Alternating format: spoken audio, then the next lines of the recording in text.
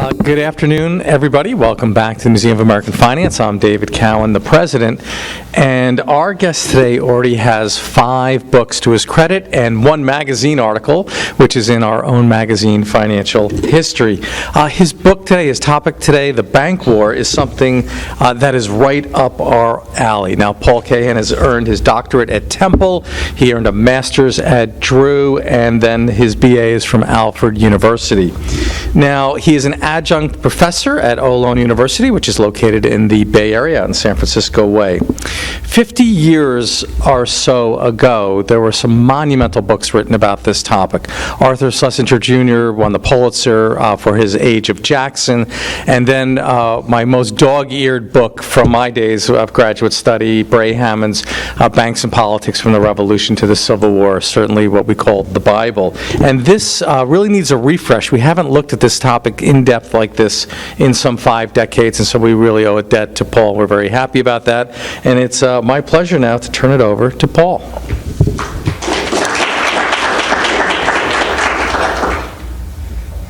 Good afternoon. Thank you all for coming. It's certainly a very humbling experience to be here at the Museum of American Finance, surrounded by such a large crowd, and such a large crowd who I'm sure knows quite a bit more about economic history than I do. I am primarily a political historian, so I just want to put that out there moving forward. I want to thank the museum for bringing me out today. I want to thank my wife, Jennifer, for accompanying me, and my brother, Andrew, who is running a little bit late, but he will be here. And if you've had a chance to peruse the book, you'll know that the book is dedicated to him, so it's an extra special opportunity that he will be joining us. As David said in that wonderful introduction, my name is Paul Kahan. I earned a PhD in U.S. Social and Cultural History from Temple University in 2009, where I worked primarily on the history of American education. I wrote a dissertation that explored the use of educational programming in Americans' prisons and the evolution of those programs. In the interim, I've written 2 books on prisons, one a study of Eastern State Penitentiary in Philadelphia, another based on my dissertation, a more general work dealing with prison programming. My 3rd book was a study of the Homestead Strike in an incredibly important labor uprising in Pittsburgh, Pennsylvania. And my newest book is a biography of Simon Cameron, Lincoln's first Secretary of War, which will be out for the University of Nebraska Press later this month. Now, I mentioned that very brief snippet of my CV only to sort of ground this particular book. I'm sure if you're all sitting there, you're wondering, how did I find my way to writing about the bank war? And one of the things I want to emphasize about my work is that there are 3 threads that really connect all of the things that interest me. The first is a desire to connect current events to historical precedent. The second is an interest in the evolution of policy. And the third is an interest in reaching the wider public. And I think that all of those elements are at work in The Bank War, which, if you've had a chance to peruse the book, you know is a very short book, relatively speaking. It is more of a synthesis than it is a monograph. But my goal is to introduce a new generation of the American public to this incredibly important event that unfortunately has gone by the wayside. I think if you go out and conduct man-on-the-street interviews, what you will find out is, even for people who may be majored in history, that they missed the bank war in their introductory survey classes. I've described it as the most important event in American history you've never heard of. And I think that that's a really, really unfortunate element, because I think that the bank war has a lot to tell us about our current political, economic, and social environment. And so that, in a lot of ways, is why I wrote the book. That it's an incredibly important event, even beyond its economic implications, is totally undeniable. From a political standpoint, this was the first time in U.S. history that the Congress censured a sitting president in the United States. It was the first, in the aftermath of the bank war, was the first time that the Senate rejected a cabinet nominee. And the showdown over the Bank Street Charter is the first use of a Senate filibuster for a major piece of legislation. Now, I mention all of those things because if you've been paying attention to the news for, the last 8 years, you know that partisanship, The use of filibusters, the striking down of nominees, or in the case of Merrick Garland, the refusal to even give them a hearing, has become business as usual in Washington. And I think the bank war, particularly the political elements of the bank war, has a lot to teach us about the emergence of a two-party system and the ways in which politics works in a hyper-partisan D.C. I'm seeing a lot of faces, and they're all saying, when are you going to get to the economics? It's not coming. This is primarily a political history. And so it's incredibly important to me to talk a little bit about that. And perhaps closest to my own heart, the story of the bank war is the reason why the Museum of American Finance is here in Manhattan and not in my hometown of Philadelphia. As I was riding the train up here today, I was thinking about that and how much more convenient it would have been to just go down to Chestnut Street and do this. But I appreciate the museum for bringing me up here. I can lay out the story of the bank war relatively succinctly.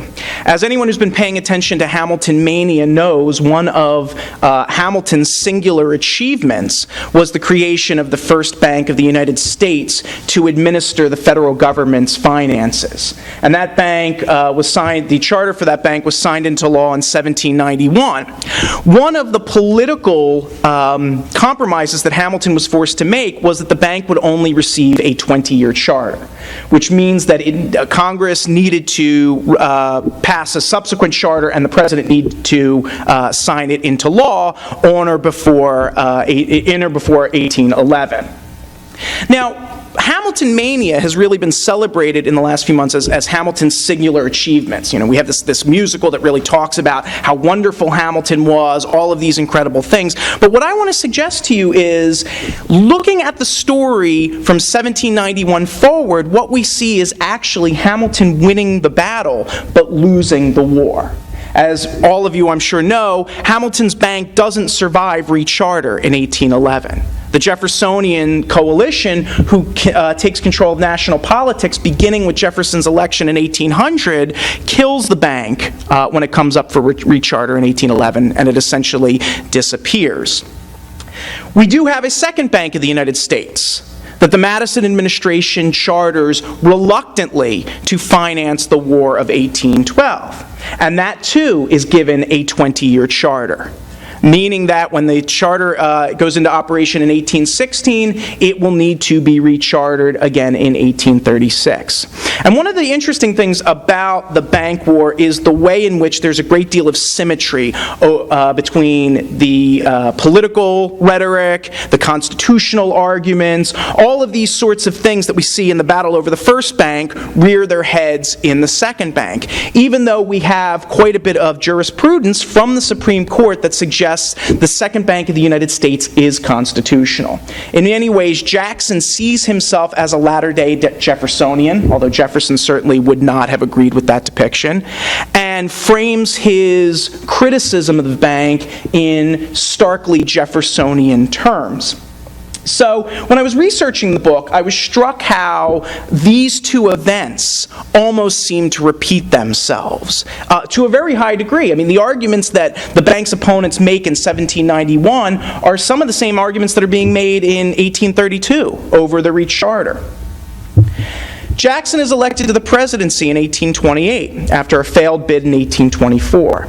And it's worth noting that historians typically date this as the end of the so-called era of good feelings. Jackson's inauguration inaugurates a period typically referred to as the Jacksonian period, the only period in American history named for an individual. But one of the things that I want to emphasize about that is that this is the era, if it's not too cute, the era of bad feelings. The era of a return of hyperpartisanship, the return of politics as blood sport, the return of an era of increasingly divided government. And the Jacksonian era is in many ways going to be as vicious and vituperative as the era of the 1790s. In fact, when I teach the American History Survey, I say to students, you may think that you're living through a period of particular partisan political backbiting, but you really have to look at the things that Hamilton says about Jefferson, the things that Jefferson says about Hamilton, and then 40 years later, the things that Jackson says about Adams and Adams says about Jackson, to understand what true political combat looks like. The things that they're saying about each other are the things that, no matter how reckless Donald Trump is, would never come out of his, well, they may come out of his mouth, but in an ordinary political cycle, they wouldn't be coming out of major party candidates' mouths. And so Jackson is elected at the head of this sort of inchoate coalition of people who are vaguely unhappy with the status quo. There is this one national party that's controlling politics, the Republicans, but in this era of good feelings, that party is increasingly splitting into wings. You have the more nationalistic wing of the Republican Party, the ones that are saying things like, hey, the federal government should be involved in the economy. The federal government should be spending money building roads, building schools, facilitating trade. And the more democratic, small d democratic, of the two that's going to argue that any man can occupy any position in government and exercise that power competently. And increasingly, those two groups are going to be at loggerheads. And Jackson, through the very skillful political machinations of Martin Van Buren, is going to end up at the head of this more democratic coalition. But despite what the history books tell us, this is not a political party in the sense that we understand it. It is a group of people held together by similar overlapping grievances. The Democrats early on know what they're against, but they don't necessarily know what they're for. And in many cases, the allegiance to Jackson is more important than the allegiance to any sort of political principle, and the allegiance to the spoils system. Getting a government job, getting a government contract is going to become more important than the allegiance to any political position. And so those are the two things that are going to hold the Democratic Party together. Allegiance to Jackson and a concern over feeding at the public trough.